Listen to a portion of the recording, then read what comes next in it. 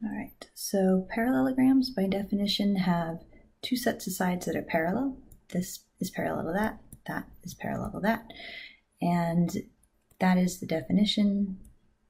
Both sets, opposite sides, parallel. And then we have theorems that come from there. Both sets of opposite sides will also be congruent. The diagonals will bisect each other. They'll cut each other in half. Bisect each other. I should have also said both sets of opposite angles are congruent. So this guy's equal to this guy's equal to this guy. And then the diagonals cutting each other in half. Ooh. So this diagonal is longer than this one. They don't have to be equal. But this one is cut in half by the other, and this one's cut in half by the other. Looks good. And then parallelograms can be more specialized. We're kind of familiar with rectangles.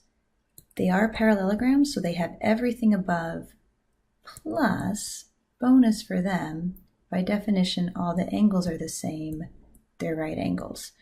So all the angles are congruent. They're all right angles. And another neat feature of rectangles is that the diagonals are congruent.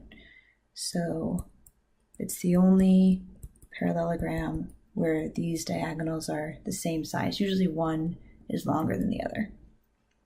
So it's got all of the stuff above because it's definitely a parallelogram because the sides are parallel, plus bonus those guys. Now we go to a rhombus, and instead of having all the angles equal, we have all the sides are equal. All the sides are congruent. So it's still a parallelogram, so it's got all the stuff plus bonus, all the sides congruent.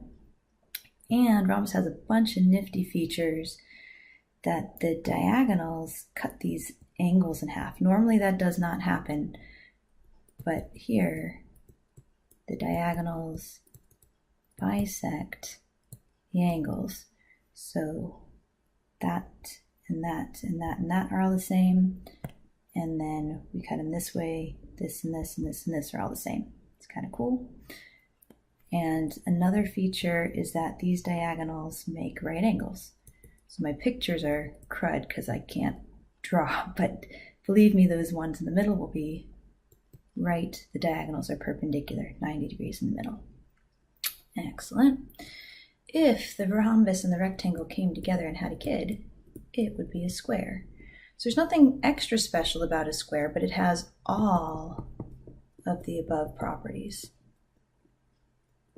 It is a parallelogram, and so it has all of these.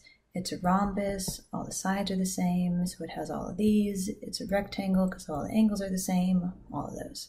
So nothing new, but just everything. And there you go.